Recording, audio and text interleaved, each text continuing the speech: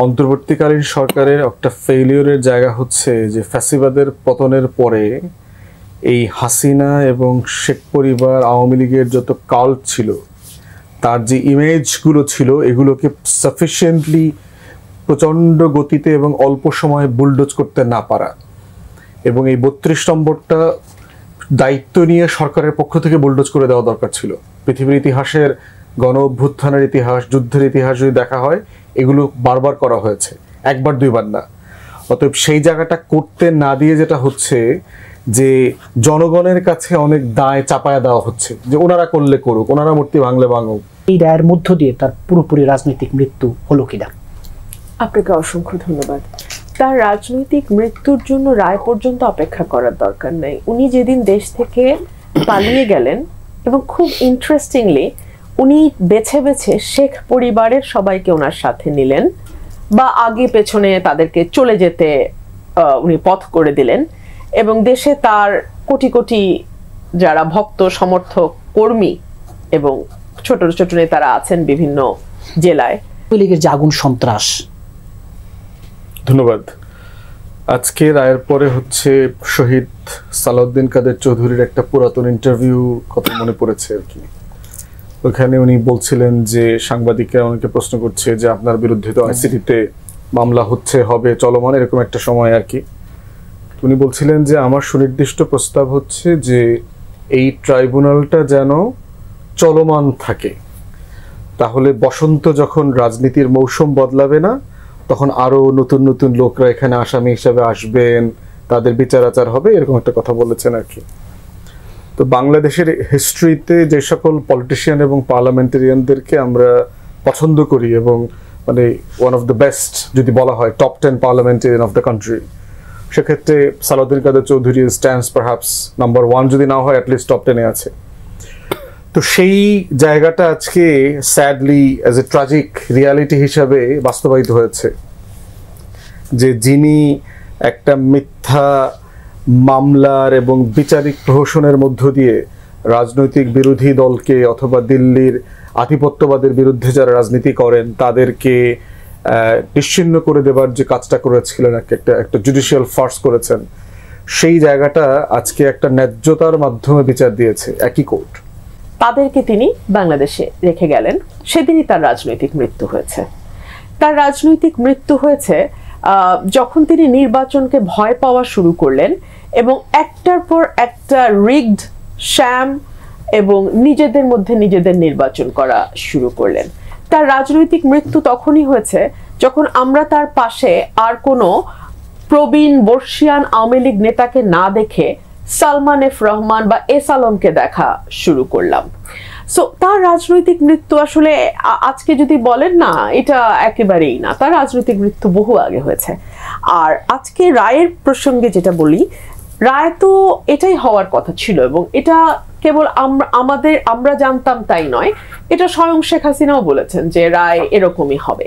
তবে যেটা অ্যালার্মিং সেটা হচ্ছে গত কয়েকদিন ধরে আপনি লক্ষ্য করেছেন বিভিন্ন জায়গায় আগুন দেয়া হচ্ছে।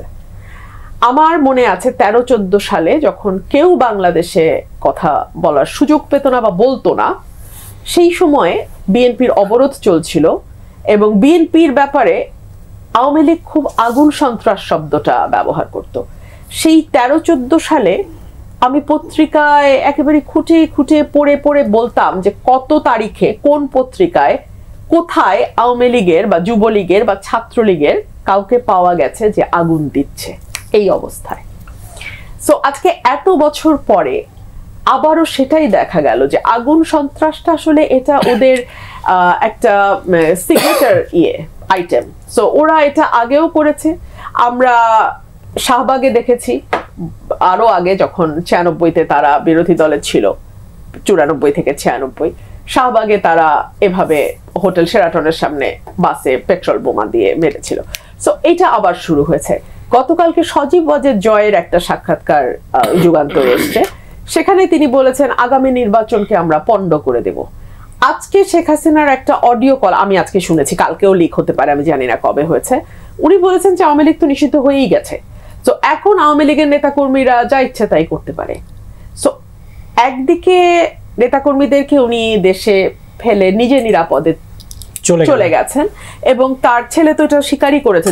যুগান্তরে যে সাক্ষাৎকারটা এসছে, যুগান্তরকে তো উনি দেন, উনি কোনো বিদেশি মিডিয়াকে দিয়েছে, সেখান থেকে ট্রান্সলেটেড হয়েছে। উনি বলছেন যে আমার মা ভারতে আছেন, নিরাপদে আছেন। সো উনি কিন্তু নিরাপদে আছেন, কিন্তু এখানে উনি যখন বিভিন্ন বক্তৃতা, বিভিন্ন আপনার ওই কি বলে ওটাকে, স্কাইপের মিটিং করেন ওনার নেতাকর্মীদের সঙ্গে, এবং সেখানে তিনি অবলীলায় বলেন যে যাচ্ছে তাই করা যায়, কারণ এখন তো আওয়ামী লীগ নামে কোনো অর্গানাইজেশন নাই, সো আওয়ামী লীগকে দোষ দেওয়া যাবে না। একদম এক্স্যাক্টলি এটাই উনি বলেছেন, আওয়ামী লীগকে দোষ দেওয়া যাবে না। এগুলো আসলে সামনের দিনগুলো কিরকম যাবে সেই ব্যাপারে এক ধরনের ভীতি তৈরি করে। এবং দেখেন যে আমরা আওয়ামী আমলের সেই বিচারিক জায়গা, দেখেন যে শাহবাগে কোনো ফ্যাসিবাদের উত্থান নাই, এখানে কেউ বলছে না একটা প্রতিবাদ হয় নাই, আমরা কেউ গিয়ে বলি নাই যে হাসিনার ফাঁসি চাই, অথবা কতে কাদের অথবা কতে কামাল ওর ফাঁসি চাই, এইরকম স্লোগান আমরা গণ অভ্যুত্থানের পক্ষের কোনো রাজনৈতিক দল দেই নেই। আমরা বারবার বিচারের কথা বলেছি, এবং এই ন্যায্যতার কোশ্চেনের ব্যাপারে আমরা ট্রাইব্যুনালকেও বলেছি। এবং ঠিক উল্টাটা দেখেন যে আপনার দর্শকদেরকে মনে করিয়ে দেওয়ার জন্য সেই সময়টাতে কি ধরনের বিচার করেছে, 40-44 বছরের আগের ঘটনাগুলো, কবিতা, গল্প, উপন্যাস, পত্রিকা রিপোর্ট দিয়ে তারা এই ধরনের একটা ফার্স তৈরি করেছিল।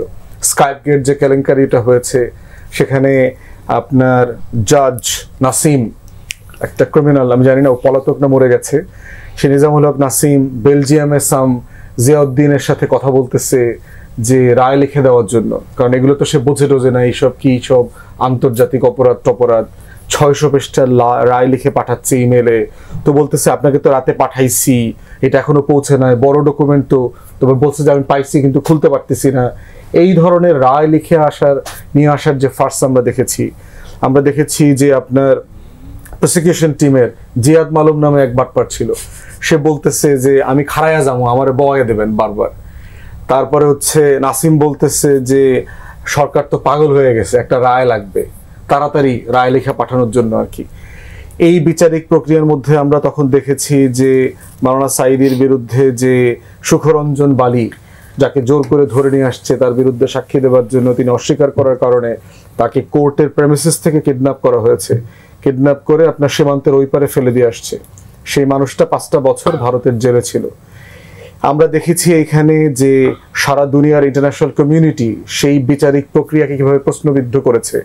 আপনার আমেরিকা তার স্পেশাল রিপোর্টার দিয়েছে, অ্যাম্বাসেডর দিয়েছিল এট লার্জ, তিনি বারবার এসছেন, প্রসিডিংস নিয়ে কথা বলেছেন, ফেয়ারনেস নিয়ে কোশ্চেন করেছেন, international bar association, British parliament, European parliament, Congress, amnesty, human rights watch, across the world এই বিচারিক প্রক্রিয়াকে তখন প্রশ্নবিদ্ধ করা হয়েছে।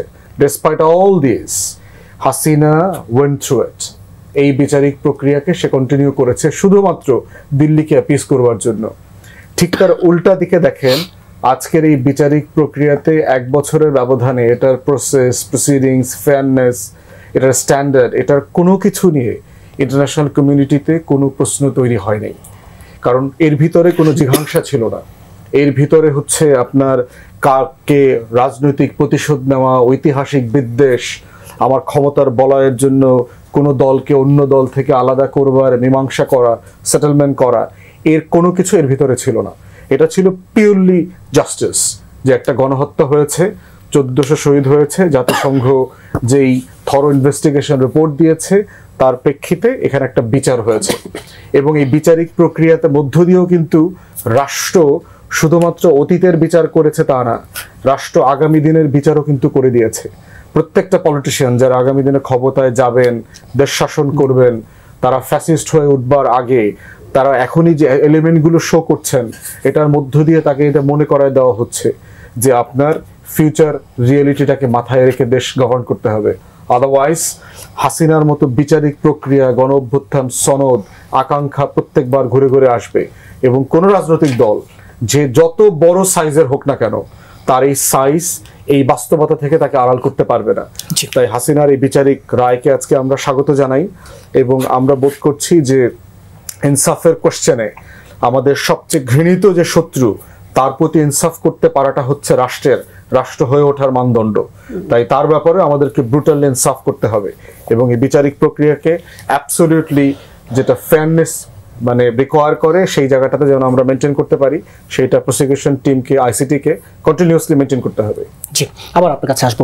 প্রধান উপদেষ্টা সিনিয়র সহকারী প্রেস সেক্রেটারি ফয়েজ আহমেদ, আমরা এই রায়ের পর সন্ধ্যা নাগাদ প্রধান উপদেষ্টা একটি বিবৃতি পেয়েছে। তিনি বলেছেন যে এর মাধ্যমে প্রমাণ হয়েছে যে কেউই আইনের ঊর্ধ্বে নয়। এই যে শেখ হাসিনার ফাঁসির রায় এবং এই রায়ের সাথে একই সাথে যে বিষয়টি সবচেয়ে বেশি আলোচিত হচ্ছে, তাকে ফেরত এনে তার বিচারটা নিশ্চিত করা যাবে কিনা, এই জায়গায় আসলে সরকারের অবস্থানটা। জি, আপনাকে ধন্যবাদ। প্রথম কথা, আপনি যদি এই রায়ের বিষয়ে বা ইন্টারন্যাশনাল ক্রাইম ট্রাইব্যুনালের বিচারিক প্রক্রিয়ার বিষয়ে বলতে গেলে একটু ব্যাকগ্রাউন্ড বলাটা খুব জরুরি হয়ে পড়ে। লোক যে আপনি আওয়ামী রেজিমে এই ট্রাইব্যুনাল যে প্রক্রিয়ায় বিচার আচার করেছে, সেটার মাধ্যমে যাদেরকে দণ্ডিত করা হয়েছে, এক্সিকিউট করা হয়েছে যাদের বিষয়ে, গ্লোবালি সেটাকে বলা হয়েছিল যে জুডিশিয়াল কিলিং। আজকে সে সময় প্রতিনিয়তই এই আদালতের বিচারিক প্রক্রিয়া নিয়ে ইন্টারন্যাশনাল কমিউনিটিতে প্রচুর প্রশ্ন উঠেছে। ইন্টারন্যাশনাল কমিউনিটিতে প্রশ্ন উঠতে পারে এমন সকল অ্যাক্টিভিটিসকে শেখ হাসিনার সরকার খুব ভয়াবহভাবে দমন করেছে। আপনি যদি খেয়াল করেন দেখবেন যে জনাব মীর কাসেম আলী, জামাত নেতা মীর কাসেম আলীর সন্তান, তিনি তার বাবার বিচারিক প্রক্রিয়ার সঙ্গে আইনজীবী হিসেবে যুক্ত ছিলেন। তিনি বিচারিক প্রক্রিয়ার নানান লুফলস নিয়ে প্রতিনিয়ত ব্লগে লিখতেন, কারণ আওয়ামী লীগের শাসন আমলে কোনো গণমাধ্যম ওই বিচারিক লুফলস নিয়ে লিখতো না, খুবই সামান্য দুই এক জায়গায় দুই এক লাইন লেখা হতো হয়তো। তো ওই বাস্তবতা উনি যখন ব্লগে লিখতেন, এই অপরাধে ওনাকে কিন্তু গুম করে 8 বছর রেখে দেওয়া হয়েছিল। তার মানে ওটার ভয়াবহতাটা আপনি একবার চিন্তা করেন। ওই প্রসিকিউশনের কোনো মেম্বার কোনোদিন সাহস করে বলতে পারে নাই যে কথা আজকে প্রসিকিউশন টিমের যিনি প্রধান জনাব তাজুল ইসলাম, তিনি রায়ের পরে একটা কথা বলেছেন যে আমাদের এই যে বিচার প্রক্রিয়া, আমাদের এই রায়, আমরা সারা দুনিয়াকে ওপেন চ্যালেঞ্জ করলাম।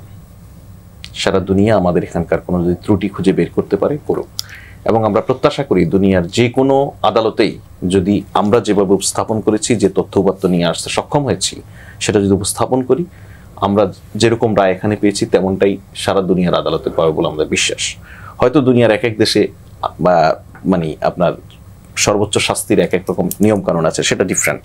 তো সে জায়গায় আপনি এই সরকার দায়িত্ব গ্রহণের পরই যখন ট্রাইব্যুনাল গঠন হয়, ট্রাইব্যুনাল গঠনের পর সেই ট্রাইব্যুনাল আইন পরিবর্তন করে, আপনি খেয়াল করুন যে পুরো বিচারিক প্রক্রিয়াটা শতভাগ স্বচ্ছতা নিশ্চিত করার জন্য টেলিভিশনে লাইভ, আজকে আন্তর্জাতিক গণমাধ্যম পর্যন্ত এই রায় ঘোষণার পুরো ইভেন্টটাকে লাইভ সম্প্রচার করেছে। এর মধ্য দিয়ে আমরা অন্তত এতটুকু নিশ্চিত করতে পারলাম, বাংলাদেশের বিচারিক ব্যবস্থার যে কোনো ফর্মে, যে কোনো আদালতে এটা একটা অন্য উচ্চতায় গেল। আপা আইনজীবী আছেন, কোর্টে প্র্যাকটিস করেন। সো এই যে দেখুন, আমাদের বিচারিক প্রক্রিয়ার মধ্য দিয়েই, যেটা ফুয়াদ ভাই মেনশন করছিলেন, যে কোনো ধরনের রাজনৈতিক প্রতিহিংসা, শেখ হাসিনার প্রতি প্রতিহিংসা পরায়ণ হয়ে কোনো ধরনের বিচার হচ্ছে না। শেখ হাসিনার সুশাসন, শেখ হাসিনার প্রতি ন্যায় বিচার নিশ্চিত করার ক্ষেত্রে সরকার খুবই আন্তরিক। সেই আন্তরিকতার প্রশ্নেই আমরা বলছি, যেহেতু আইনের সুযোগ আছে, শেখ হাসিনা এখানে যদি নিজে এসে ধরা দেন এবং তিনি আত্মসমর্পণ করে যদি এই আইনের এই রায়ের রিভিউ করতে চান, ওনার কাছে সেই রাস্তা খোলা আছে। তো সেক্ষেত্রে শেখ হাসিনাকে ফেরত আনার বিষয়ে আপনি যে প্রশ্ন করছেন, দেখুন বাংলাদেশের সঙ্গে ভারতের কিন্তু প্রত্যর্পণ চুক্তি রয়েছে। এখন রায়ের পূর্ণাঙ্গ কপি পাওয়ার পর সরকারের দিক থেকে নানান ধরনের উদ্যোগ নেওয়ার সুযোগ রয়েছে। এমনিতেই আমরা কিন্তু ভারতের কাছে এই সরকার চিঠি দিয়ে রেখেছে তাকে ফেরত দেওয়ার বিষয়ে। এখন যেহেতু আদালতে তার বিরুদ্ধে সরাসরি একটা ভার্ডিক্ট চলে আসলো, সেটা আমাদের জন্য একটা লিগ্যাল এভিডেন্স এবং লিগালি আমাদের অনেক স্ট্রং পজিশন তাকে ফেরত চাওয়ার ক্ষেত্রে, তার প্রত্যর্পণের দাবি তোলার ক্ষেত্রে। তো সেক্ষেত্রে আমাদের দুটো প্রক্রিয়া রয়েছে। দুটো প্রক্রিয়ার মধ্যে একটি হচ্ছে বাংলাদেশ পররাষ্ট্র মন্ত্রণালয়, এখানকার যেই ইন্ডিয়ান মিশন আছে বা হাই কমিশন আছে, তাদের কাছে লিখতে পারে, তাদের দেশকে বা তাদের পররাষ্ট্র মন্ত্রণালয়কে কনভে করবে না। সেটা তো একটা হচ্ছে তাকে ফেরত চাওয়া, আরেকটা হচ্ছে এখন একদম পরিষ্কার একটা রায় হিসেবে তাকে চাওয়া, মৃত্যুদণ্ডপ্রাপ্ত একজন আসামি ওখানে পলাতক রয়েছেন সে বিবেচনায়। অপরদিকে আমাদের যে মিশন রয়েছে দিল্লিতে, সেই দিল্লি মিশন ভারতের পররাষ্ট্র মন্ত্রণালয়ের কাছে লিখতে পারে। সুতরাং এর কোনো একটি অথবা দুটোই অবলম্বন করা হবে। সেজন্য আমাদেরকে কয়েকদিন অপেক্ষা করতে হবে পূর্ণাঙ্গ রায়ের বা সার্টিফাইড কপি পাওয়ার জন্য। সেটা পাওয়ার প্রেক্ষিতে এই উদ্যোগ নেওয়া যাবে। এইটা আমার মনে হয় এই বিবেচনায় হয়তো 2-1 সপ্তাহ সময় লাগতে পারে, কিন্তু এর একটা রাজনৈতিক বাস্তবতাও আছে। আমরা প্রতিনিয়তই কিন্তু আওয়ামী লীগকে ভারতের দিক থেকে শেল্টার দেয়া দেখছি। একই সঙ্গে আপনি ভারত রাষ্ট্রের নাগরিকদেরকে কিন্তু আপনি উপেক্ষা করতে পারেন না কোনো বিবেচনায়। ইভেন আমাদের গণ অভ্যুত্থানের সময় ভারত রাষ্ট্রের বহু নাগরিক কিন্তু আমাদের এখানে হাসিনার ফেসিবাদের বিরুদ্ধে সেখানে স্লোগান তুলেছে, ভারতের নাগরিকরা। তাদের প্রতি আমাদের পূর্ণ রেসপেক্ট রয়েছে। আমরা আশা করি ভারতের গদি মিডিয়া যে কাজটি করছে সেখানে এক ধরনের ন্যারেটিভ তৈরি করার চেষ্টা করছে, সে হাসিনার পক্ষে, একই সঙ্গে তাদের ওখানকার যেই এস্টাবলিশমেন্ট আছে তাদের পক্ষে। কিন্তু নাগরিকরা সোচ্চার, নাগরিকরা এটা পছন্দ করছে না যে পার্শ্ববর্তী দেশে একজন মানুষ নির্বিচারে নিরস্ত্র মানুষকে গুলি চালিয়ে হত্যা করে, হত্যার নির্দেশ দিয়ে আমাদের দেশের সরকারের আশ্রয়ে প্রশ্রয়ে রয়েছে এবং এখানে থেকেও প্রতিনিয়ত বাংলাদেশে অস্থিতিশীল করার জন্য নানান উস্কানিমূলক কর্মকাণ্ড চালিয়ে যাচ্ছে। আপনাকে শাসন করতে হবে বা দেশ পরিচালনা করতে হবে, যে আপনি শাসন করতে করতে বাংলাদেশে রাজনৈতিকভাবে, অর্থনৈতিকভাবে কিংবা কালচারাল ডিভিশন তৈরি করে নানাভাবে যাই করে আপনি একটা জনগোষ্ঠীকে জুলুমের উপর রেখেছেন। এটা করে আপনি শেষ পর্যন্ত আপনার শেষ রক্ষা হবে না। শেখ হাসিনা তো একটা দুর্গ গড়ে তুলেছিলেন, কিন্তু সেই দুর্গ তো আপনার ধরে রাখতে পারলেন না তিনি, তাই না? তার সম্পূর্ণ রাষ্ট্রযন্ত্র তার পক্ষে ছিল, সেটা তিনি জুলাই মাসে তার পক্ষে ব্যবহার করেছেন। এবং বাংলাদেশ ইতিহাসে সরকার আন্দোলনে গুলি চালায়, এটা খুব নতুন ব্যাপার না, কিন্তু জুলাই মাসে আমরা যেটা দেখেছি এটা ছিল সম্পূর্ণ নতুন ব্যাপার। ব্লক রেড, এই শব্দগুলোই নতুন। ব্লক রেড, চোখ টার্গেট করে হেলিকপ্টার থেকে গুলি করা, চোখ টার্গেট করে আপনার প্যালেট গান, এটা শুধু আপনি পাবেন ওই গাজা, ওয়েস্ট ব্যাংক এবং কাশ্মীর, এছাড়া কিন্তু আর আপনি কোথাও পাবেন না। সেরকম জিনিস আমরা এখানে দেখেছি। এবং যে বর্ণনাগুলো তখন ছিল পত্রিকার, যে একটা সাদা মাইক্রোবাসে এসে এরকম ছড়াগুলির মতো মেরে তারপর চোখ, এখনো 5 শতাধিকের বেশি চোখে আহত আছে। ফলে এই যে একটা নজিরবিহীন মানে গণহত্যা বাংলাদেশের মানুষের উপর শেখ হাসিনা এবং তার দল চাপিয়ে দিলেন, সেটা জাতিসংঘ পর্যন্ত বলতে বাধ্য হলো যে এটা হচ্ছে ক্রাইমস এগেনস্ট হিউম্যানিটি, যেটা জেনোসাইডের পরে সবচেয়ে গুরুতর অপরাধ আন্তর্জাতিক আইন অনুযায়ী। তো বাংলাদেশে আর কোনো অত্যাচারী স্বৈরাচারী শাসক তো বাংলাদেশে আরও আমরা পেয়েছি, দুর্নীতিগ্রস্ত শাসক পেয়েছি, দল পেয়েছি, রেজিম, এগুলো নিয়ে কোনো রেজিমই বাংলাদেশে স্বাধীনতার পর থেকে পারফেক্ট ছিল না। কিন্তু এইটা একদম সম্পূর্ণ একটা অভিনব ব্যাপার ছিল, গত 15 বছর যে শাসন। তো এইটা, এবং তারা করেছিল অ্যাবসলিউট ক্ষমতার জোরে, এবং তারা ভেবেছে যে আর কোনোভাবেই তাদেরকে ক্ষমতা থেকে সরানো যাবে না। তারা যখন 2024 সালের আপনার 7 জানুয়ারির দামি নির্বাচনটা সাকসেসফুলি করতে পারলো এবং বিরোধী দলগুলোর সমস্ত আপত্তি সত্ত্বেও তারা ক্ষমতায় থেকে গেল অবৈধভাবে, এবং আমেরিকা স্যাংশন এই লিপ সার্ভিসিং দিলেও পরে যখন 2+2 সামিট হয় ওই নভেম্বরে, 2023 নভেম্বরে দিল্লিতে, আমেরিকা এবং ইন্ডিয়ার, তখন তারা কিন্তু এই যে স্যাংশনের যে চাপটা, এটা থেকে সরে আসে আমেরিকা। এবং আমরা শেষ পর্যন্ত দেখেছি যে আমাদের ইলেকশনের, ওই দামি ইলেকশনের আগে পিটার হাস এমনকি বাংলাদেশ থেকে চলেও গিয়েছিলেন।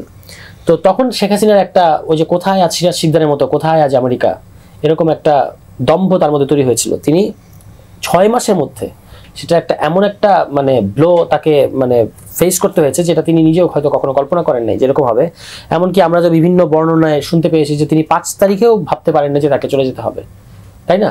ফলে এই ধরনের শাসন আপনি আর বাংলাদেশে কেউ কোনোদিন টলারেট করবে না। যারা এইভাবে দেশ পরিচালনা করতে যাবে তাদের জন্য খুবই খারাপ পরিণতি অপেক্ষা করবে। আমরা চাই না যে তাকে আবারও এরকম একটা শাসন তারা করুক, এবং করার পরে সেটা এই ধরনের ঘটনার মধ্যে দিয়ে তাদের আবার একটা বোধোদয় ঘটুক। এটা আর দরকার নেই, এটা এনাফ যেটা ঘটেছে। এখান থেকেই সব রাজনৈতিক দলকে শিক্ষা নিতে হবে এবং সামনে দেশ পরিচালনা করতে হবে জনগণের সাথে, মানে অ্যালাইন থেকে, জনগণকে অত্যাচার করে না, জনগণের উপর চেপে বসে না।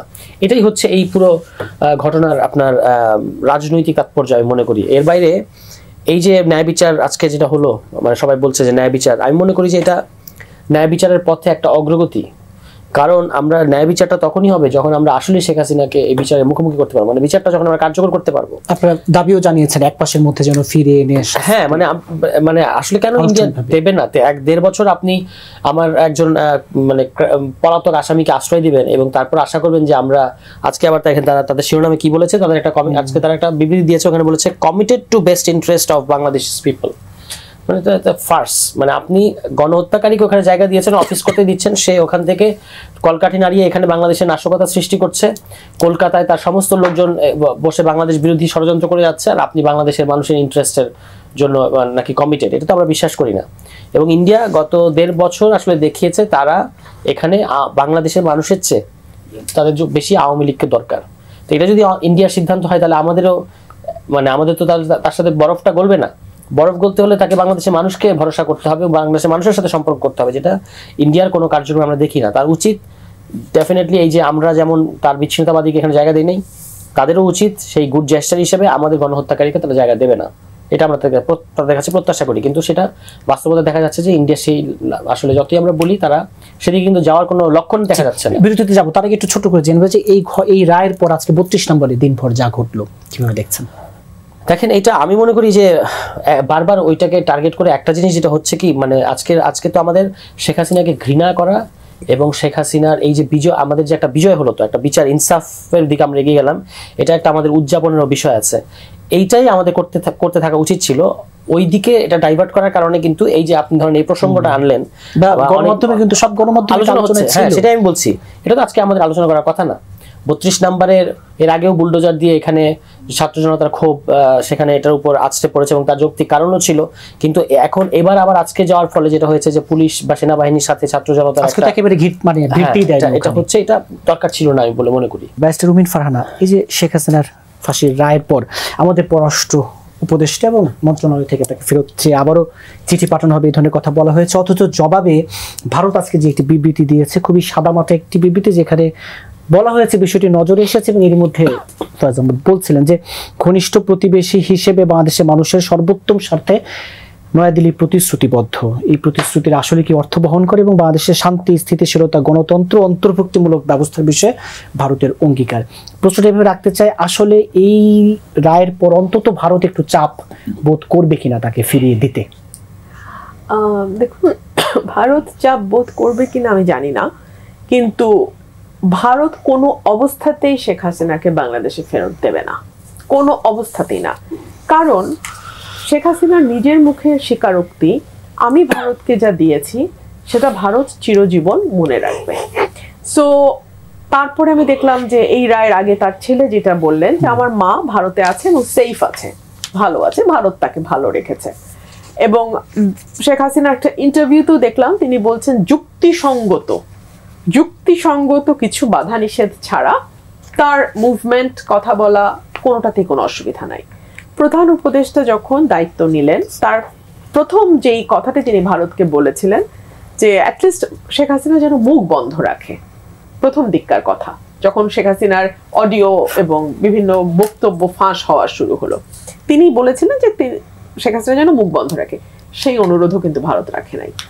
শেখ হাসিনার ব্যাপারে ভারত বলেছে সামাজিক যোগাযোগ মাধ্যম উন্মুক্ত, এই অনুরোধ রাখা যাবে না। এরপরে কিছুদিন আগে যখন বিবিসি, এএফপি, রয়টার্স সবাইকে সাক্ষাৎকার দিলেন শেখ হাসিনা, তখনও যখন ভারতের কাছে ইস্যুটা তুলে ধরা হলো, খুব মানে পেঁচালো ভাষায় লেখা, সোজা কথা, আমি কয়েকটা ধারা পড়ে আমার কাছে মনে হচ্ছে কোয়াইট কমপ্লিকেটেড ল্যাঙ্গুয়েজ, বাট তার মধ্যেও যেটা খুব পরিষ্কার সেটা হলো যদি রাজনৈতিক উদ্দেশ্য মনে করে হোস্ট কান্ট্রি বাধ্য থাকবে না।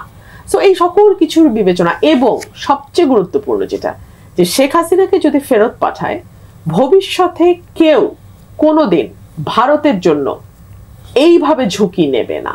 শেখ হাসিনা নিজের দেশের মানুষের স্বার্থ এবং দেশের স্বার্থ বাদ দিয়ে যেভাবে ভারতের পক্ষে পুরো 15 বছর কাজ করে গেছে, এইভাবে আর পৃথিবীর কোনো দেশে ভারত তার তাবেদার একটা সরকার পাবে না। সো এই সকল কিছু যদি আপনি একসাথে করেন, আপনি দেখবেন যে শেখ হাসিনাকে পাঠানোর মতন আমি কোনো কারণ দেখি না ভারতের। আর যে কথাটি বলছিলাম যে ধরুন এই যে ভারত এখন বলছে একটা ইনক্লুসিভ ইলেকশন চায়, ভারত এখন বলছে যে তারা মানুষের ইন্টারেস্ট বা মানুষের কমন পিপলের ভালো এটা তারা চায়, বাংলাদেশের ব্যাপারে স্টেবিলিটি চায়। এই 15 বছর ইনক্লুশনের কথা কেন ভারতের মনে হয়নি? আজকে তো এই প্রশ্ন বাংলাদেশের মানুষ করতে পারে, তাই না? যে 14তে একটা ইলেকশন হয়ে গেল, যে ইলেকশনে কেউ অংশ নিল না, একা আওয়ামী লীগ 153টা আসন, মানে সরকার গঠন করলো উইদাউট এ সিঙ্গেল ভোট। আবার ধরেন 18 ইলেকশন মধ্যরাতে যা করার, ব্যালট বাক্স স্টাফিং করা হয়ে গেল। 24-এ নিজের দলের সাথে নিজের দলের একটা দেখানো পাতানো নির্বাচন হলো। তো তখন তো আমরা ভারতকে বলতে শুনি নাই যে একটা ট্রু সেন্সে গণতন্ত্র যেটাকে বলে সেই রকম একটা ডেমোক্রেসি আমরা বাংলাদেশে দেখতে চাই। কোনো দিন তো ভারত এই 15 বছর এই কথাটা বলে নাই। সো আজকে যখন ভারত এই কথা বলে, তখন সঙ্গত কারণেই আওয়ামী লীগ ছাড়া অন্য পলিটিক্যাল পার্টিগুলোর মনে এই প্রশ্নটা আসে, তাহলে এবং সাধারণ মানুষের মধ্যে এই প্রশ্ন। তাহলে ওনাকে যদি ফেরত আনা নাই যায়, উনি যদি ভারতে বসে একের পর এক এরকম আন্তর্জাতিক গণমাধ্যমে বিভিন্ন ধরনের সাক্ষাৎকার দিতেই থাকেন, এবং বিবিসি সবশেষ বলছিল যে ধারণা করা যায় কিছুদিনের মধ্যে তিনি ভিডিওতেও মানে আসতে পারেন। তো এই ধরনের তারই একের পর এক মন্তব্য, এই ধরনের বক্তব্য ভারতের বাংলাদেশের সাথে যে সম্পর্ক, সেই জায়গাটিতে আসলে বাংলাদেশের রাজনীতিতে কি তাহলে কোনো ওই বাড়তি কোনো অস্থিরতা উত্তাপ ছড়াবে কিনা যদি দিন শেষে নাই আনা যায়? দেখুন, বাংলাদেশের রাজনীতিতে হাসিনা এবং আওয়ামী লীগ কতদিন এবং কতটুকু প্রাসঙ্গিক থাকবে সেটা নির্ভর করবে বাংলাদেশের আদার যে পলিটিক্যাল পার্টিজ আছে তারা কি ধরনের আচরণ করে তার উপরে। দেখুন, দিনের শেষে একটা রাজনৈতিক দল, আমি আপনাকে কিন্তু প্রথম সেগমেন্টে বলেছিলাম যে শেখ হাসিনার রাজনৈতিক মৃত্যু হয়েছে যখন সে বুঝতে পেরেছে যে মানুষের ভোটে তার পক্ষে আর ক্ষমতায় যাওয়া বা থাকা সম্ভব না, সো সে একটার পর একটা রিগড ইলেকশন করা শুরু করেছে।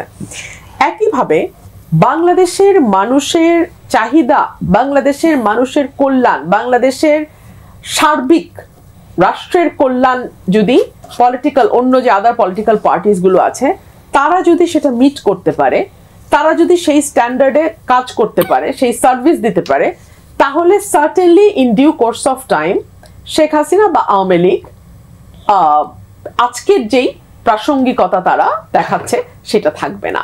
আর যখন সেটা থাকবে না তখন আপনি অডিও ইন্টারভিউ দেন আর ভিডিও ইন্টারভিউ দেন, তাতে কোনো লাভ হবে না।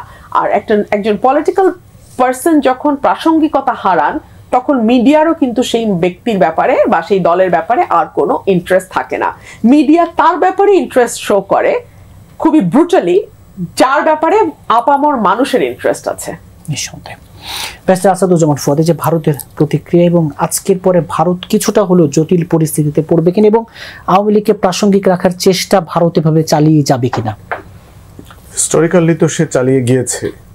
আপনি যদি দেখেন যে মুসলিম লীগের নেতৃত্বে যখন পাকিস্তান হয়েছে 1947 সালে, সাডেনলি 2 বছরের মাথায় এমন কি হয়েছে যে সেটা একটা আওয়ামী মুসলিম লীগ আকারে সেখান থেকে স্প্লিট হতে হবে, এবং সেই স্প্লিটের হিস্ট্রিতে দেখবেন যে ভারতের ইন্টারপ্লে ছিল।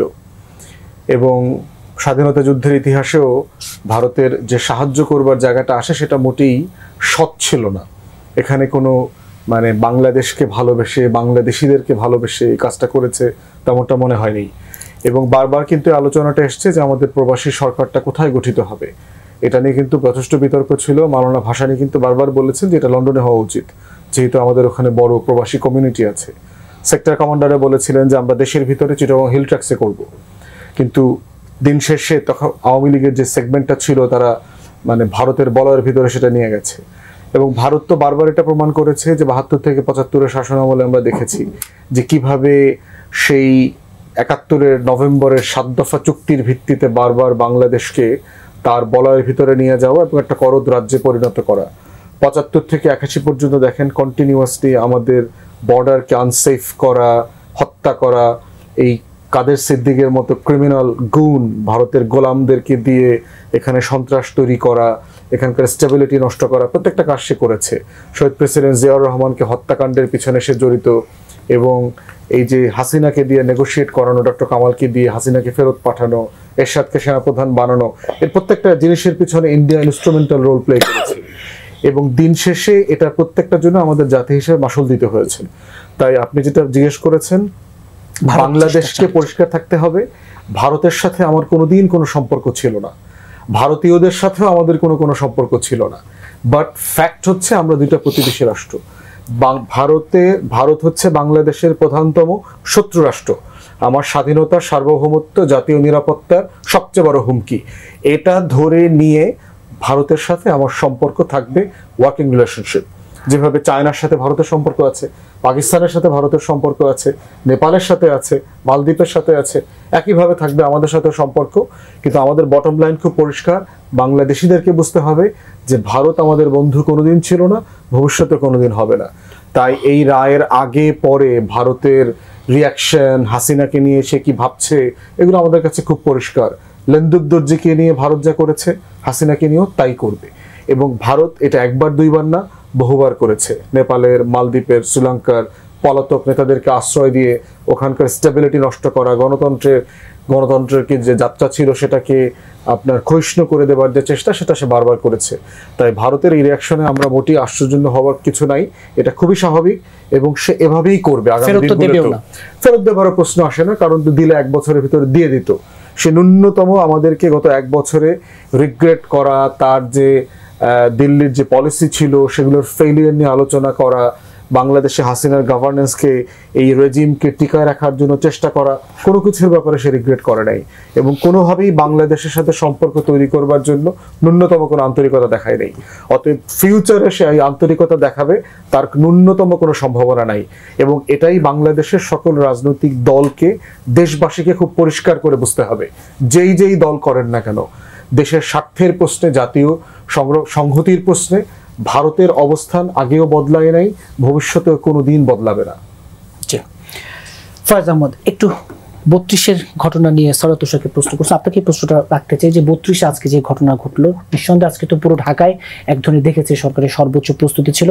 32-এর ঘটনাটা আসলে আজকে আদৌ যে সৈয়দ তুষার বলছেন যে আজকে ঘটনা আসলে প্রয়োজনই ছিল কিনা, এই বিষয়ে একটু বলবেন। আর এই যে ভারতের ভূমিকা, আওয়ামী লীগকে, শেখ হাসিনাকে এখনো প্রাসঙ্গিক রাখার ভারতের যে চেষ্টা, শুধু একটু 32 নিয়ে দেখুন। 32 নিয়ে আপনার প্রশ্ন সরাসরি যেটা যে প্রয়োজন ছিল কিনা, বা সেটা যদি বলেন ডেফিনেটলি প্রয়োজন ছিল না। আপনি সরকারের ভূমিকা সেখানে দেখেছেন। সরকারের প্রধান উপদেষ্টার দপ্তর থেকেও সবাইকে শান্ত হওয়ার জন্য বলা হয়েছে। সরকারের ভূমিকা কিন্তু অবশ্যই প্রয়োজন ছিল। আমি এখানে বোঝাতে চাইছি আজকে ওখানে যে মানে ওই জিনিস যেটা হয়েছে সেটা প্রয়োজন ছিল না বলেই সরকারের ভূমিকা ছিল, কিন্তু কিছু প্রেক্ষাপট খুব জরুরি। আমরা এগুলিকে খুব আইসোলেটেড ওয়েতে দেখার কোনো সুযোগ নেই। হ্যাঁ, 32টা যদি ঢাকায় না হতো, তাহলে 32-এর নাম যদি 32 না হতো, তাহলে এখানে এই ধরনের ক্ষোভ মানুষ প্রকাশ করত। এর কারণ কি? এর কারণ হচ্ছে 32 ঘিরে এক ধরনের কাল্ট তৈরি করার চেষ্টা করা হয়েছে। আওয়ামী লীগ, এই যে আপা বলছিলেন না যে স্কাইপে বা বিভিন্ন ফর্মে যে লীগ যে অত্যাচার মানুষের উপরে নির্মম ভাবে করেছে, সেটা কি 1 বছর, 1.5 বছর, 2 বছরে এই ক্ষত শুকিয়ে যাওয়ার মতো ব্যাপার? মানুষ ভুলে যাবে সব? তো প্রতিনিয়তই আওয়ামী লীগ আসলে এই উস্কানিটা দিয়ে কোনো না কোনো একটা জায়গাকে কেন্দ্রতে পরিণত করায়, যেখানে গিয়ে আপনি আপনার ক্ষোভটা দেখান। আর যে সমস্ত মানুষেরা এই ক্ষোভের বহিঃপ্রকাশটা ঘটায়, এরা কিন্তু অর্গানাইজড না ওই অর্থে, বিচ্ছিন্নভাবে এক একজন এক এক জায়গায় যায়। একটা অংশ কারো দ্বারা উদ্বুদ্ধ হয়ে 32-এ যাচ্ছে হয়তো। এখানে আপনি খেয়াল করলে দেখুন, আমরা এখানে আমি একটু আমার জন্য প্রাসঙ্গিক, আপনার জন্য কতটা প্রাসঙ্গিক হবে আমি জানি না। আপনারা আগে যে আলোচনা করেছিলেন, ধরেন আওয়ামী লীগের মতো দুঃশাসক ভবিষ্যতে যেন কেউ না হয়, এই আলোচনা আসছে না। আমি গ্যারান্টি দিয়ে বলতে পারি, আপনি সুযোগ দিলেও বাংলাদেশে আর কোনো দল নাই যে আওয়ামী লীগের সমান হতে পারবে। কোনো দল নাই, সকল ফ্যাসিলিটি দেওয়ার পরেও পারবে না। হ্যাঁ, এটা যে পারবে না, নানান পলিটিক্যাল এক্সাম্পল আছে। মানে I was a political reporter, আমি 15 ইয়ার্স পলিটিক্যাল রিপোর্ট কভার করেছি, পলিটিক্যাল ইভেন্ট কভার করেছি, আমি সেই অভিজ্ঞতা থেকে মানে এটা খুব টাফ। আওয়ামী লীগ হওয়া ইটসেলফ এটা খুবই ডিফিকাল্ট জব। সো আপনি বলতে আমি আপনাকে বলছি না, আমরা এই গণমাধ্যম নানানভাবে আমরা কাদেরকে প্ল্যাটফর্ম দিয়েছি এই 5 আগস্টের পর আপনি খেয়াল করুন। আপনি সাম্প্রতিক সময়ে অনেকগুলি গ্রামীণ ব্যাংকের ব্রাঞ্চে অগ্নিকাণ্ডের ঘটনা, হামলার ঘটনা, ইভেন যে মিরপুরের যে হেডকোয়ার্টার সেখানেও বোমা নিক্ষেপের ঘটনা ঘটেছে না? আপনি জুলাই শহীদদের সম্মানে যে স্মৃতিস্তম্ভ সারা দেশে, সেখানে অগ্নিকাণ্ডের ঘটনা ঘটেছে না? আপনার কি মনে পড়ে এই সমস্ত উচ্চারণ যে কেউ টকশোতে এসে লাইভ বলেছিল যে 32 নম্বরে জুলাই স্মৃতি জাদুঘরে হামলা হবে, গ্রামীণ ব্যাংকে হামলা হবে, প্রফেসর ইউনূসের বাড়িতে হামলা হবে, বলেছিল কিনা কেউ? সো আপনি so called senior journalist, so called political analyst, এই সমস্ত সাইনবোর্ড লাগিয়ে দিয়ে আপনি 5 আগস্টের পরে নানানভাবে আপনার এত বড় ধরুন বাংলা ভিশনের মতো একটা প্ল্যাটফর্মকে আপনি ইউজ করতে দিলেন ফ্যাসিস্টকে, নট দোষর, টোটালি ফ্যাসিস্ট। সে জায়গা তৈরি করে দিয়েছে, ইনসিস্ট করেছে, ঠিকানা বলার মতো অবস্থায় চলে গেছে যে কার বাড়ি কোথায় আছে, হামলা করেন। তাহলে এখন থেকে 2 মাস, 3 মাস, 4 মাস আগে থেকে যেই মানুষগুলি মেইন স্ট্রিম মিডিয়াকে ব্যবহার করে এই সম্মতি উৎপাদনের জায়গা তৈরি করেছে যে কোথায় কোথায় হামলা হতে পারে, খেয়াল করুন। আমি একটা চ্যাপ্টার বাদ দিলাম, এটা কাট অফ করলাম, আমি এই জায়গায় অন্য জায়গায় আসুন। আপনি এই গত 16 বছর ধরে এখানে সবাই পলিটিশিয়ান, রাজনৈতিক মিত্ররা একসঙ্গ হয়ে কোনো কর্মসূচি ঘোষণা করেছে, ধরুন অবরোধ, এর মধ্যে রুমিনাফা এক্সাম্পল দিয়েছেন যে আওয়ামী লীগের চরিত্রের সঙ্গে অগ্নিকাণ্ড, আগুন লাগানো, আগুন সন্ত্রাস করার এক ধরনের ক্যাপাসিটি ইনবিল্ট আছে। 2004 সালে শেরাটনের ক্রসিং এ, তখন শেরাটন ছিল, সেখানে দোতলা বাসে গান পাউডার দিয়ে আগুন দিয়েছিল নানক আজমেরা, 26 জন মানুষ বাসে মারা গেছে। 2014 সালের পর থেকে আন্দোলনের সময় নানান জায়গায় বাসে অগ্নিকাণ্ডের ঘটনায় শেখর পরিবহন নামে তাদের নাম বেরিয়ে এসেছে। বিভিন্ন জায়গায় পেট্রোল বোম সহ ছাত্রলীগ যুবলীগের কর্মীরা হাতে নাতে ধরা পড়েছে। ধরা পড়ার মানুষ বোম সহ আটকে থানায় দেওয়ার পরে পুলিশ ছেড়ে দিয়েছে, কারণ তার পরিচয় এগুলি তো বেরিয়েছে গণমাধ্যমে, আমি পাবলিক ইনফরমেশন বলছি। কিন্তু আপনার যে টেলিভিশনের স্ক্রল, আপনার যে কাগজের সংবাদ, সেখানে কিন্তু আপনি প্রতিনিয়ত বলেছেন যে অবরোধকারীরা আগুন দিয়েছে, বলেছেন কিনা প্রমাণ আছে শত শত। কিন্তু তখন প্রতিনিয়ত পলিটিক্যাল পার্টিগুলি বলছে আমরা শান্তিপূর্ণ কর্মসূচি ঘোষণা করছি, কোথাও আমাদের কেউ অগ্নিকাণ্ডের ঘটনা ঘটাচ্ছে না, তারপরও আমাদের উপরে দায় চাপানো হচ্ছে। যে অমুক জায়গায় আগুন লাগিয়ে দেওয়া হয়েছে, সেলিব্রেট করছে, তার মানে তারা অ্যাডমিট করছে যে আমরাই কাজটা করেছি। কিন্তু আপনার মিডিয়া এখনো দুর্বৃত্ত বলছেন, দুষ্কৃতিকারীরা বলছেন, আপনি এই দায়িত্ব নিচ্ছেন না। তার মানে গত 16 বছরে গণমাধ্যমের যেই ফ্যাসিবাদের উৎপাদন পুনরুৎপাদনের ভূমিকা, সেই ভূমিকাকে 5 আগস্টের পরবর্তীতে কোনোভাবে রিভিউ করা হয়নি। কিন্তু নানান কিছু এখানে হয়েছে, এগুলি রিভিউ করা হয়নি। গণমাধ্যম কালেকটিভলি নিজেরা উদ্যোগ নিয়ে কেউ সরি বলেনি আজকে পর্যন্ত তার ভূমিকার জন্য। তো এর ফলে বহু লোক এখানে আবার নীরবে নিবৃতে সক্রিয় হয়েছে, সুযোগের অপেক্ষায় আছে। সেই সুযোগটা কেউ কেউ এই স্ক্রলে কাজে লাগাচ্ছে, কেউ কেউ আপনি প্ল্যাটফর্ম তৈরি করে দিচ্ছেন, এসে বলছে যে অমুক জায়গায় অমুক জায়গায় অমুক জায়গায় হামলা হবে ভবিষ্যতে। সুতরাং এসব বলার মধ্য দিয়ে যেই মানুষগুলি, যে তার সন্তান হারিয়েছে, যে বোন তার ভাই হারিয়েছে, আপনি তাদের ইমোশনটা একবার চিন্তা করেন, তাদেরকে কিভাবে আহত করে। আমার আপনার হয়তো নিকটজন কেউ মারা যায়নি, কেউ শহীদ হয়নি, কিন্তু আমরা রাস্তাঘাটে যে অবস্থা দেখেছি, আমরা শুনলেই তো আমাদের শরীরে ঘি করে যে এটা কি হচ্ছে, এটা কি। এর পরেও এই ভাষায় কথা বলা যায়, এর পরেও কেউ এভাবে সমর্থন করতে পারে, সম্মতি দিতে পারে। তখন হয় কি, আপনার হাতের কাছে যেটা পায় এবং যেটাকে পপুলার করে তোলা হয় নানান ফর্মে, সেটার উপর মানুষ ক্ষোভ দেখানোর চেষ্টা করে। সরকারের দায়িত্ব, সরকার সেই জায়গাকে মানুষ যেন ভায়োলেন্ট হয়ে উঠতে না পারে সেটা নিশ্চিত করা। সরকার তার সর্বোচ্চ চেষ্টা করেছে, কিন্তু আপনি এটা মাথা রাখতে হবে কারা এই উস্কানিগুলি প্রতিনিয়ত দিচ্ছে। এরা কিন্তু আপনার আমার প্ল্যাটফর্ম ইউজ করছে, এগুলি খেয়াল রাখতে হবে। আদারওয়াইজ আপনি যদি এভাবে বিবেচনা করেন, আজকে শুনেন, আপনি আপনাদের টকশোতে এসে মানুষজন প্রচুর মানে ধরেন প্রফেসর ইউনুসকে নিয়ে পর্যন্ত নানান কথাবার্তা বলছে, কেউ কোনো ধরনের রিয়াকশন দেখাচ্ছে না। আমরা মনেই করি যে এরকম একটা পরিবেশ থাকা উচিত যেখানে আলোচনাটা হবে, সরকার প্রধানকে নিয়ে কথা বলুক, কোনো অসুবিধা নেই, সবাই মন খুলে কথা বলুক। হ্যাঁ, মন খুলে কথা বলুক। কিন্তু আপনি কথা বলার জন্য, এই মন খুলে কথা বলার জন্য আপনি যারা ফেসিবাদের শক্তি, তাদেরকে প্ল্যাটফর্ম ইউজ করতে দিবেন। আপনার অভ্যুত্থানের শক্তিদের মধ্যে কি এই তুষাররা, ফুয়াদ ভাইরা, ওনারা কি সরকারের সমালোচনা করছেন না? করুক না, করতে দিন। আপনি এমন কাউকে আপনার প্ল্যাটফর্মটা ইউজ করতে দিবেন না যে আসলে আপনার প্ল্যাটফর্মকে একটা সন্ত্রাসী কাজে ব্যবহারের চেষ্টা করছে। সুতরাং আমরা গত 15 মাস 14 মাস ধরে এই সুযোগটা করে দিয়েছি নানান ফর্মে। এদের কাউকে কেউ কিছু বলতে গেলে অনেকেই তেলে বেগুনে জ্বলে উঠেছে। এর ফলে কেউই, কোনো সামাজিক শক্তি, কোনো রাজনৈতিক শক্তি, সরকার তো অনেক দুর্বল সরকার কেউই কিছু করেনি। এর ফলে ওনারা মনে করছেন যে ওনারা এখনো আগের শক্তিতেই সমিহান আছেন, সুযোগের অপেক্ষা কেবল। আমরা যতদিন পর্যন্ত সোসাইটিতে এই সুযোগের অপেক্ষাটা তৈরি করে নিজেরাই রেখে দিব, ততদিন পর্যন্ত আমাদেরকে চিন্তা করতে হবে আমরা আসলে কাদের সঙ্গে বসবাস করছি। স্পেস উন্মুক্ত হয়ে গেছে এবং আমরা একটা গণতান্ত্রিক এনভায়রনমেন্ট চাই। আপনি অনেক কিছু ঘটেছে, কিন্তু এটা তো সত্যি যে সবাই এখন দেখেন বাংলাদেশে সবসময় আমরা দেখেছি কি সরকারি দলরা শুধু রাজনীতি করবে, সরকারি দল থাকবে, বাকি সবাই পার্লামেন্টের ভেতরে আপনি বিরোধী দলকে অকার্যকর করে রাখবেন, পার্লামেন্টের বাইরে তাদেরকে আসলে পেটাবেন, মারবেন, গুম করবেন, এই তো আমরা দেখছি।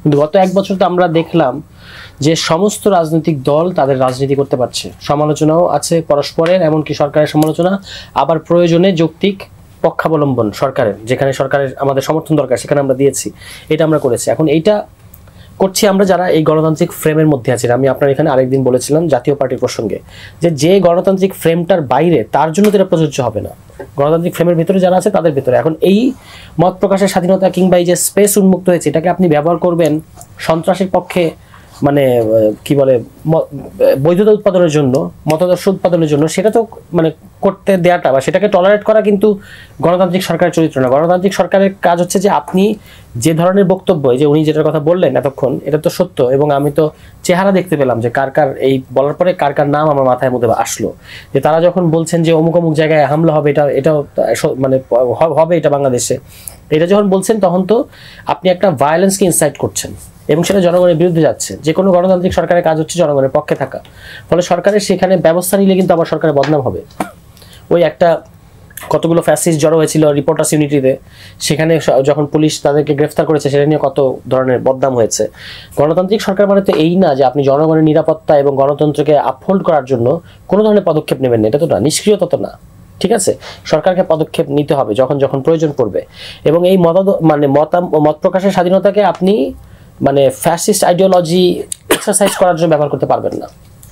আওয়ামী লীগের এই আওয়ামী মতাদর্শ, এটা হচ্ছে বাংলাদেশের চিহ্নিত এবং এস্টাবলিশড ফ্যাসিস্ট মতাদর্শ। এটার পক্ষে সম্মতি উৎপাদনের জন্য বা তাকে ভিকটিম হিসেবে দাঁড় করানোর জন্য আপনি কিন্তু মত প্রকাশের স্বাধীনতা এটাকে ঢাল হিসেবে ব্যবহার করতে পারেন না, কারণ আপনি নিজে আসলে অন্যের মত প্রকাশের স্বাধীনতায় বিশ্বাস করেন না। ঠিক আছে, ফলে এই জায়গাগুলোতে হচ্ছে যে আমাদের এটা খেয়াল রাখতে হবে যে যারা এখনো পর্যন্ত ইনিয়ে বিনিয়ে নানাভাবে আপনার পতিত যে রেজিম, তাদের পক্ষে কথা বলে, তাদের ছাড়া কিভাবে ইলেকশন হবে, তারা না আসলে যেন ইলেকশন একেবারে মহাসর্বনাশ হয়ে যাবে, এই কথাগুলো যারা বলে, তাদের ব্যাপারে আমাদের সতর্ক থাকা উচিত যে তাদের আসলে ভিন্ন কোনো উদ্দেশ্য আছে এবং সেটা আমাদের দেশের স্বার্থের জন্য ভালো না। কারণ আজকে আপনি দেখলেন যে সম্ভবত রয়টার্সে পলাতক শেখ হাসিনার পলাতক পুত্র জয় একটা মন্তব্য করেছেন যে আওয়ামী লীগ ছাড়া এই দেশে কোনো নির্বাচন হতে দেওয়া হবে না। ফলে এখন নির্বাচন কেন্দ্রিক যত ধরনের সহিংসতা বা নির্বাচনকে বানচাল করার জন্য যত ধরনের ষড়যন্ত্র, বুঝতে হয় যে এর সাথে আওয়ামী লীগও জড়িত, এবং এখন বাংলাদেশে একটা নির্বাচন হওয়াটা আওয়ামী লীগের স্বার্থের সাথে যায় না, হ্যাঁ, মানে আওয়ামী লীগের স্বার্থের বিরুদ্ধে যায়।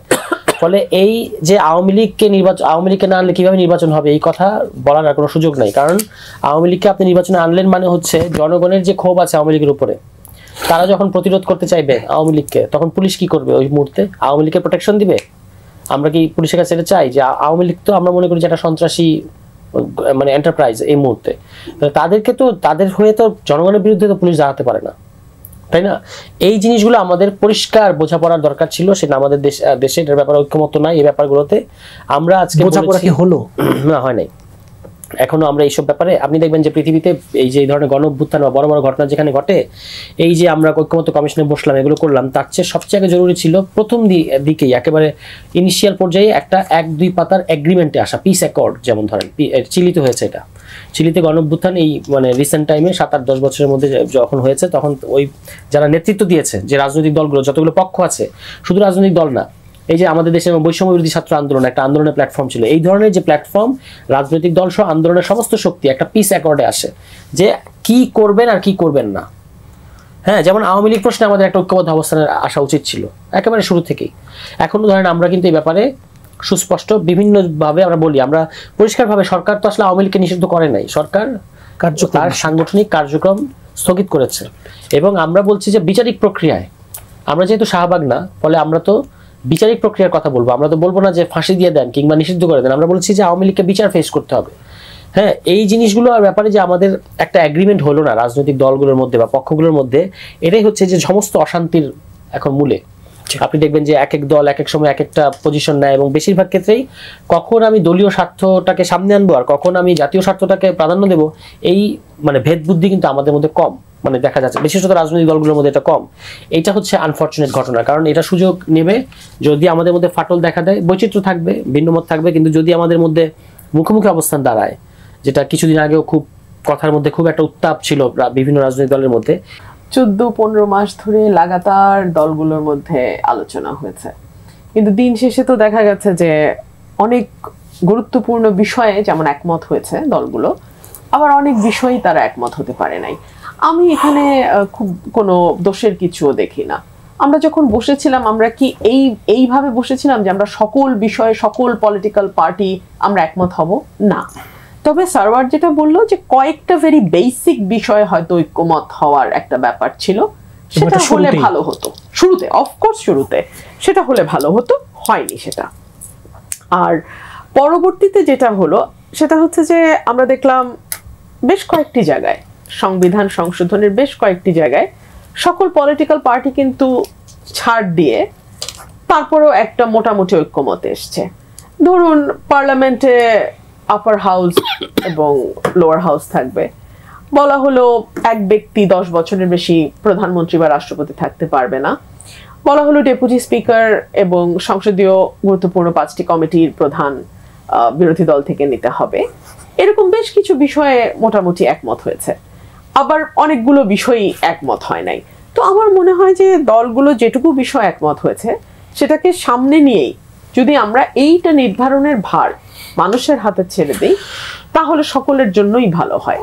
ধরুন আমাদের আজকের দিনটা তো একটা বিশেষ দিন, হ্যাঁ, কিন্তু আপনি যদি আমাদের গত 14 মাসের খতিয়ানটা একটু দেখেন, আপনি দেখবেন যে আইন শৃঙ্খলা পরিস্থিতি থেকে শুরু করে অর্থনীতি থেকে শুরু করে কোনো জায়গায় কিন্তু একটা স্বস্তি যেটাকে বলে সেটা নজরে আইন শৃঙ্খলা পরিস্থিতির কথা বলছেন। আজকে সন্ধ্যায় পল্লবী থানা যুব দলের সদস্য সচিব গুলি করে মারা হয়েছে। জি, এবং এখন পর্যন্ত সম্ভবত 35-এর উপরে বাসে আগুন দেওয়া হয়েছে। হ্যাঁ, এখন পর্যন্ত আমি দেখলাম যে মানে আওয়ামী লীগ তো 13 তারিখ থেকে বোধহয় একটু অবরোধের লকডাউন ডেকেছিল না, তো তারপর থেকেই মানুষের মধ্যে ভীতি। কিন্তু তার আগের আইন শৃঙ্খলা পরিস্থিতি যদি আপনি দেখেন সেটাও আপনাকে খুব স্বস্তি দিবে না। বাংলাদেশে নতুন অনেক কালচারের উদ্ভব হয়েছে, যেটা নতুন ইন আ সেন্স যে 365 দিনে যখন 370টা মব হয় তখন সার্টেনলি এটা একটা অ্যালার্মিং ব্যাপার। হ্যাঁ, বছরে 2টা মবকে যদি আপনি বলেন বাংলাদেশে মবের কালচার তাহলে সেটা সঠিক নয়, কিন্তু 365 দিনের মধ্যে 370 দিন যদি মানে 370টা ঘটনা যদি ঘটে দ্যাট ইজ সার্টেনলি অ্যালার্মিং।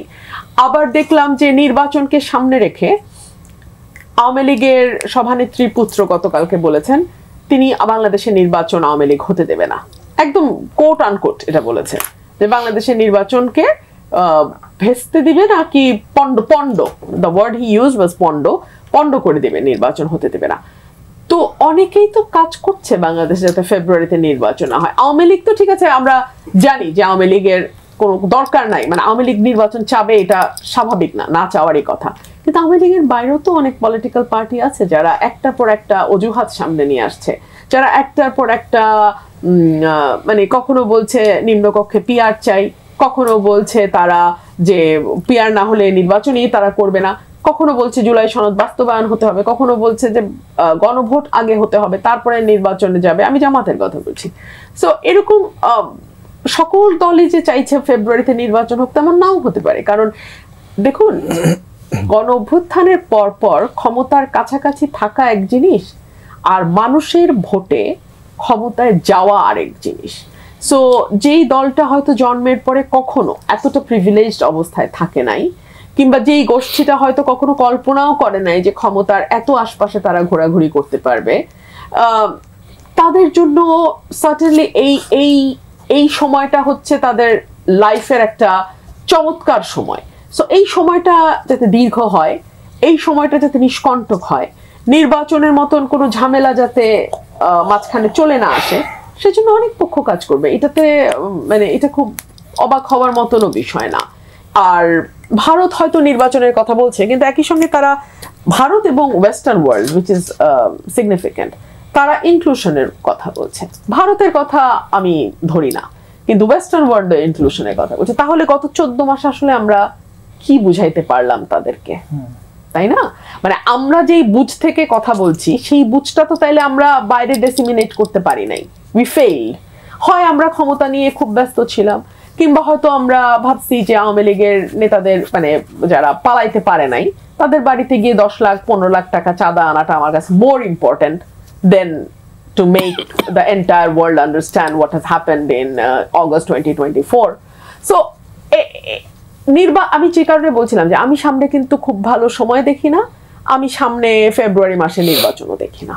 জি, কিন্তু গণ অভ্যুত্থান যে ওনাদেরকে একটা ম্যান্ডেট দিয়েছে যে নতুন যাত্রা শুরু করতে হলে এগুলোকে ভেঙে করতে হবে, সেটা অন্তর্বর্তীকালীন সরকার করে নাই।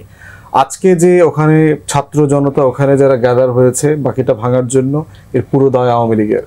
তারা গত 1 সপ্তাহ ধরে 13 তারিখ এবং 17 তারিখকে নিয়ে যে পরিমাণ উস্কানি দিয়েছে এবং তরুণদেরকে খেপিয়েছে, তার জন্য সাফিসিয়েন্ট রিয়াকশন ওখানে তৈরি হওয়াটাই যৌক্তিক। এবং সেক্ষেত্রে এখানে আজকে আইনশৃঙ্খলা বাহিনীর যে রেসপন্স ছিল ডিসপ্রপোর্শনাল ছিল। আওয়ামী লীগ ধরার ক্ষেত্রে আইনশৃঙ্খলা বাহিনী এবং যৌথ বাহিনীর এত জজবা গত 1 বছরে আমাদের চোখে পড়ে নাই।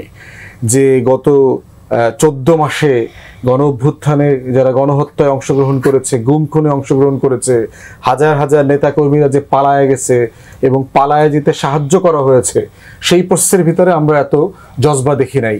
আজকে আইনশৃঙ্খলা বাহিনী এই 32-এর সামনে জড়ো হওয়া ছাত্র জনতাকে যেরকম পিটিয়েছে, এটা খুবই দুঃখজনক। বরং তাদের দরকার ছিল তাদের আমলনামার খতিয়ান দেখা, তারা কি পরিমাণ আওয়ামী লীগ ধরতে পেরেছে, কয়টা ক্রিমিনাল ধরতে পেরেছে। আপনার 50, 100, 150 লোকজন ধরেছে, প্রতিদিন এই ঝামেলাগুলো করছে।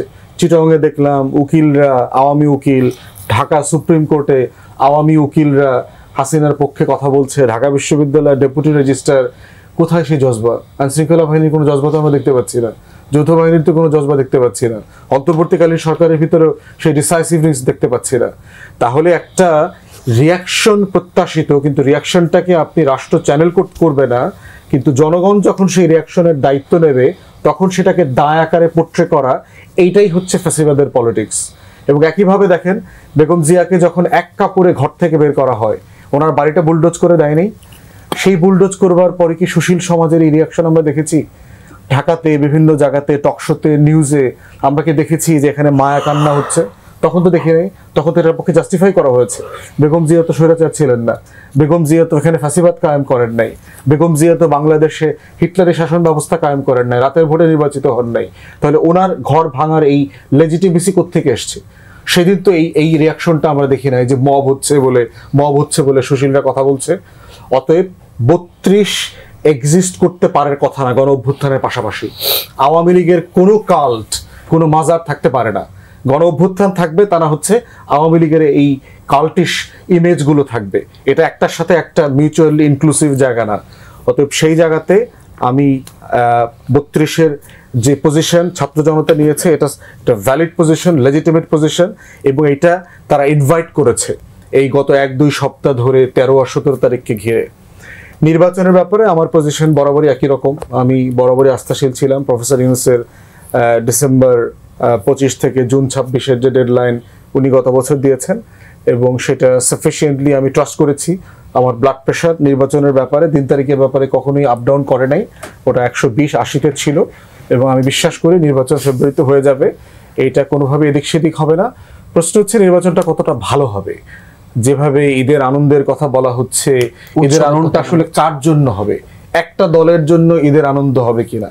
বিভিন্ন মিছিল মিটিংয়ে দেখছি যেভাবে মানে ইনটক্সিকেটেড ডান্স, নমিনেশন পাওয়ার পরে যেভাবে আসক্তিমূলক নাচ গান দেখতে পাচ্ছি, যে তারা নমিনেশন পেয়েই মনে হচ্ছে যে অ্যাজ ইফ বিন মানে ওথ হয়ে গেছে আর কি। তারা শুধু রাস্তা থেকে এখন গণভবনের দিকে অথবা সংসদ ভবনের দিকে যাবেন। তো আসলে সেই জায়গাতে হইলে বড় চ্যালেঞ্জ আছে। আজকেও আমরা নির্বাচন কমিশনের সাথে আমাদের ডায়ালগ ছিল, এবং সেখানে আমরা এই কনসার্নগুলো বলেছি নির্বাচন কমিশনকে। সেইটা হচ্ছে বড় চ্যালেঞ্জের জায়গা, এবং এটা আলাপ করে করা কন্টিনিউ বলছে তাদের নিয়ত পরিষ্কার, অনেকগুলো কাজ করা দরকার ছিল, তো উনি তো বললেনই, সরকার করলো না। এর একটু জবাব আপনি দিবেন।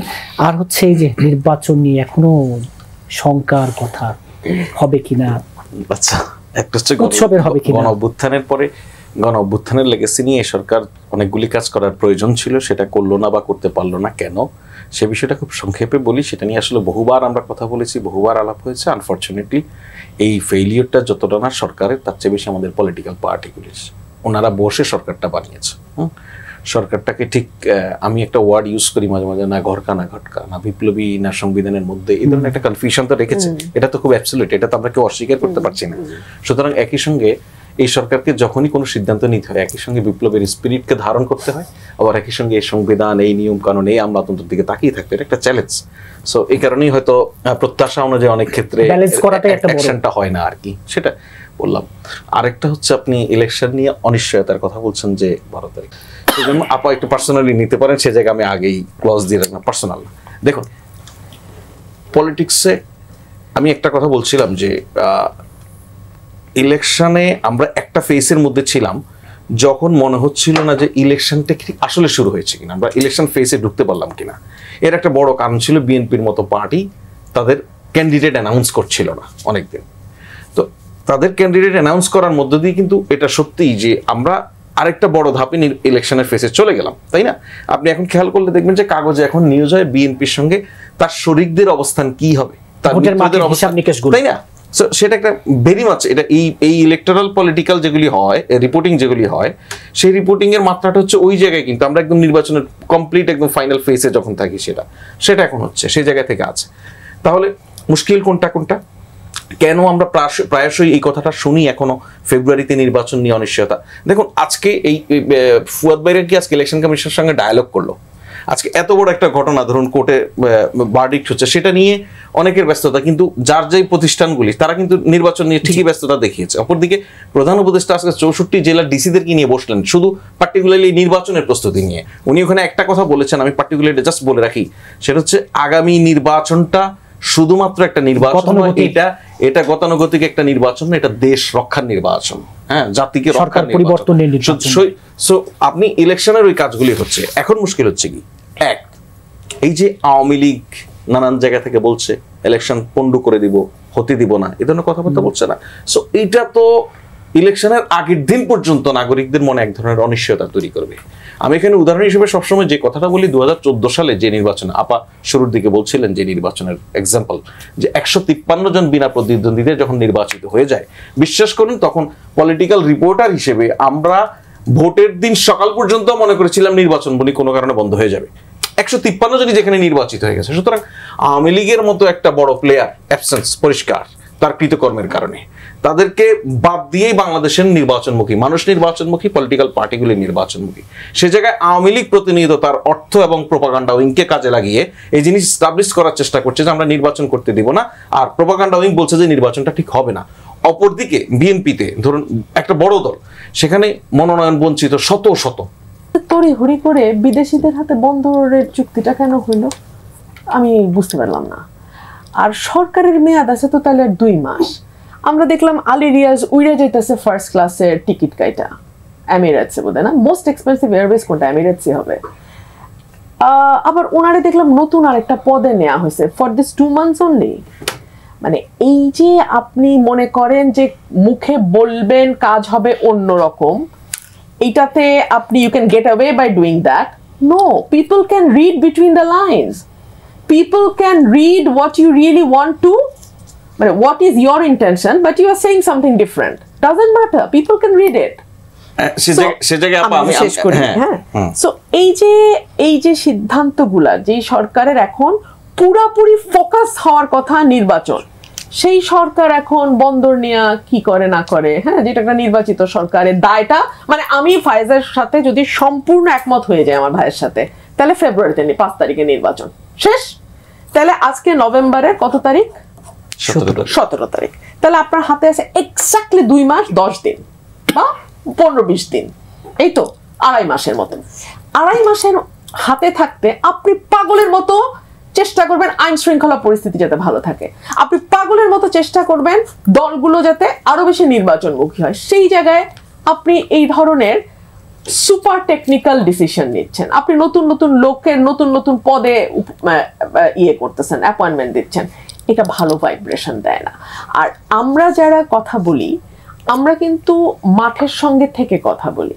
এস্টাবলিশ করার জন্য এটা যখন বলছেন তখন আর সরকারে থাকে ভুয়ার উপরে রিলাই করব না যে পালায় যাচ্ছে, ওটা তো ভুয়া, আপনিই বললেন ভুয়া। তো why should I আনফরচুনেটলি আপনি কিন্তু ওই ছবিটা রেফারেন্স হিসেবে দিয়েছেন। সো এখন কথা হচ্ছে এই জায়গাগুলিতে বোঝানোর জন্য। আর আমাদের এখানে যদি এই কনসেপ্টে আমরা আগাই যে ইন্টারিম গভর্নমেন্ট ইলেকশন করবে বলে এখন তার যাবতীয় সকল কর্মকাণ্ড বন্ধ করে দিয়ে শুধুমাত্র ইলেকশনই করবে, এটা আমার মনে হয় পলিটিক্যালি। তাহলে তো ওই প্রশ্ন আসে তৈমুর যে ইন্টারিম গভর্নমেন্টের জুরিসডিকশনে আসে কিনা এইরকম হাইলি পলিটিক্যাল সিদ্ধান্ত নেয়ার, বিকজ তাদের যেই ম্যান্ডেট তারা পাইছে 106-এ, সেখানে ভাই 5টা লাইন ওখানে পরিষ্কার বলে দেওয়া হয়েছে দৈনন্দিন কার্যাবলী সম্পন্ন করিবার জন্য একজন প্রধান উপদেষ্টা এবং একটি উপদেষ্টা পরিষদ গঠিত হয়েছে। এটা কোথায় আছে আপা? এই যে 306 যে রেফারেন্স আছে, 306 106 এ দিয়ে নিয়ে আসা যে 106 এর। সো না এটা আপনি এটা নিয়েই তো প্রশ্ন আছে।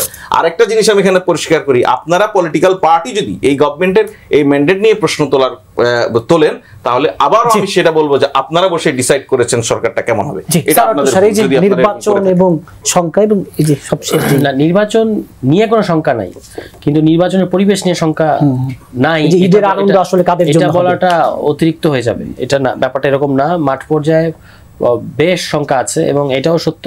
আমি 6 মাস আগে ঠিক যে জায়গায় যে ভোটারের সম্ভাব্য যে ভোটার তাকে যে প্রশ্ন করতে দেখেছি যে নির্বাচন কি হবে, এই 6 মাস পরে উনি ওই জায়গায় আমাকে একই প্রশ্ন করেছেন, নির্বাচন কি হবে, নির্বাচন কি আই হোপ সরোয়ার তুষারের ইয়ে নিয়ে কোনো নমিনেশন নিয়ে কোনো অসুবিধা নাই। সো সেও একই কথাই বলতেছে, এক্স্যাক্টলি। সো আপনি একই কথাই বলতেছেন যেটা আমি সে শুরু করেছে, তার নির্বাচন নিয়ে কোনো কনফিউশন নাই, সেটা তো শুরু করেছে। মানুষের কনফিউশন আছে না, মানুষের কনফিউশন মানে এই ধরেন নির্বাচন নিয়ে সরকারি ইন্টেনশনে কোনো সমস্যা নাই, সবাই অ্যালাইন্ড, কিন্তু এই যে প্রশ্নটা মানে সর্বত্র একেবারে ওয়াইড স্প্রেড, আপনার কি মনে হয় না যে এই প্রশ্নটাকে আপনার অ্যাড্রেস করতে হবে? এই ধরনের কোনো বাস্তবতাকে আমি অন্তত দেখতে পাই না, যে কারণ মানুষের মধ্যে তো আপনার ওই ইয়েটা তৈরি করতে হবে যে না কোনো কিছু হবে না, অসুবিধা হবে না, কারণ আদারওয়াইজ আপনি এক সপ্তাহ অন্তর্বর্তী সরকার শুনেন এইভাবে প্রশ্নটা থাকবে মানুষের মনে নির্বাচনের 1 সপ্তাহ আগ পর্যন্ত, এবং 7 দিনের পরে একটা ফাটাফাটি নির্বাচন হয়ে যাবে। ব্যাপারটা এত সোজা না। আমি তো লোকাল একটা গ্রামীণ পরিবেশের ওখানে আমি প্রচারণা করি, আমি দেখতে পাই যে পেশি শক্তি এখনো কিভাবে প্রিভেইল করতেছে, কিভাবে সবাই জানে যে কোথায় অস্ত্র আসতেছে, কোথায় কি হচ্ছে না হচ্ছে, এবং এই নিয়ে কিন্তু প্রশাসনের কোনো ধরনের কোনো পদক্ষেপ নাই। আপনি যদি ধরেন একটা জায়গায় এই ধরনের নির্বাচনের আগে বিভিন্ন জন বিভিন্ন কিছু করার চেষ্টা করবে, আপনি অ্যাকশন নিলে মানুষের মধ্যে স্বস্তি আসবে। আমি তো সরকারের বা প্রশাসনের কোনো অ্যাকশন দেখি না, বরং তারা পেশি শক্তির কাছে নতি স্বীকার করে স্থানীয় প্রশাসন। ফলে আপনি জনগণের কথা বাদ দেন, আমি যে একটা প্রার্থী হিসেবে তফসিলের পর যেই ধরনের হুমকি দেওয়া হচ্ছে যে তফসিলের আগ পর্যন্ত আপনাদের এক ধরনের প্রোটেকশন আছে, যেহেতু এটা আপনাদের সরকার, তফসিলের পরে কিন্তু আর এটা পাবেন না। মানে তফসিলের পরে যে আমি যে ক্যাম্পেইনিং এ নামবো এবং আমাকে যে পিটানো হবে না, আমাকে যে ধাওয়া দেওয়া হবে না, এবং যেটা হইলে সরকার যে আমাকে নিরাপত্তা দিতে পারবে, এটা সত্যি কথা দিতে পারলে আলহামদুলিল্লাহ, কিন্তু দিতে পারবে এটা আমার এখনো বিশ্বাস হয় না। জি, আপনাদের চারজনকে আজকে স্টুডিওতে সময় দেওয়ার জন্য আমি একটা কথা তো বলতেই হয়। আমার ভাই বলছিলেন যে এটা পলিটিক্যাল পার্টির দোষ, পলিটিক্যাল পার্টি এই সরকারকে বসাইছে। না, এটা আমাদের দোষ না তো। আমরা তো বলে দিছি আপনারা এই 4 কর্নার্স অফ দ্য পেপার হচ্ছে আপনাদের পাওয়ার, কিন্তু আপনারা যদি সেই পাওয়ারের বাইরে গিয়ে এক্সারসাইজ করেন আপনাদের অন্যান্য পাওয়ার যেটা আপনাদের দেয়া হয় নাই, তাহলে তো সমস্যাটা আপনাদের। যে এত কিছুর পরে এসে আমি একটু ডিসএগ্রি করি রেসপেক্টফুলি। 106 অনুচ্ছেদের জাজমেন্টের একটা লাইন পড়ে শোনাচ্ছি। মতামত প্রদান করছে যে রাষ্ট্রের সাংবিধানিক শূন্যতা পূরণে জরুরি প্রয়োজনে মহামান্য রাষ্ট্রপতি রাষ্ট্রের নির্বাহী কার্য পরিচালনা নিমিত্তে অন্তর্বর্তীকালীন ব্যবস্থা হিসেবে প্রধান উপদেষ্টা এবং নির্বাহী কার্যাবলী, ইট কভারস এভরিথিং। নির্বাহী কার্যাবলী means day to day affairs, only day to day এক্সিকিউটিভের গভর্নমেন্টের যত রোল আছে, it covers everything of that nature. চারজনকে আছে, এবং ওই বন্দরটা এটা খুবই টেকনিক্যালি আমি এটা লেখাপড়া করেছি এবং আমার কাছে মনে হচ্ছে it's a very professional decision, rightly taken, এবং দেশের ন্যাশনাল ইন্টারেস্ট বিবেচনা করে নেওয়া হয়েছে। জি, আপনাদের চারজনকে আজকে স্টুডিওতে সময় দেওয়ার জন্য ধন্যবাদ।